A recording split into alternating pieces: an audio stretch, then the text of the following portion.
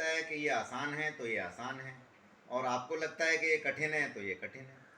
मगर आप अगर सीखने की इच्छा रखते हैं और कायदे से चलते हैं, बताई हुई बातों को गौर से सुनते हैं, तो निश्चित रूप से आपको जल्दी से जल्दी बोलना आता है। और मैंने ये भी सुना है कि 45 डेज में इंग्लिश सीखना मुश्किल है।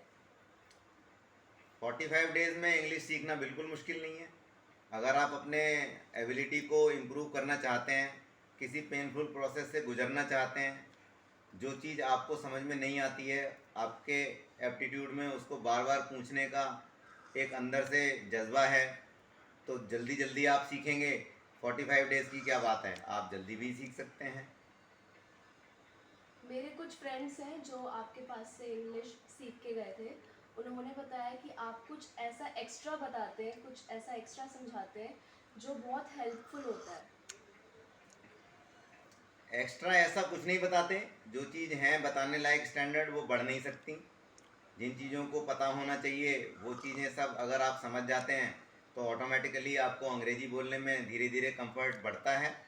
और फिर जहाँ तक हर एक कैंडिडेट के सीखने के लेवल का हिसाब है, तो कुछ कैंडिडेट्स को एक सवाल का जवाब एक दिन में समझ में आता है, कुछ कैंडिडेट्स को उसी सवाल का जवाब 2 दिन में समझ में आता है।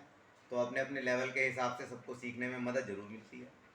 जैसे कि मुझे ग्रामर उतनी अच्छे से नहीं आती है, तो मेरे कुछ ऐसे फ्रेंड्स हैं जो बोलते हैं कि ग्रामर इतनी इम्पोर्टेंट नहीं है।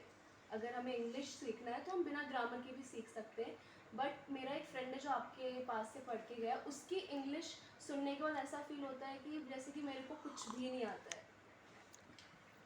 ग्रामर तो एक तरह का बेस लाइन है, बिना ग्रामर के तो आप बोलना पॉसिबल होना नहीं चाहिए।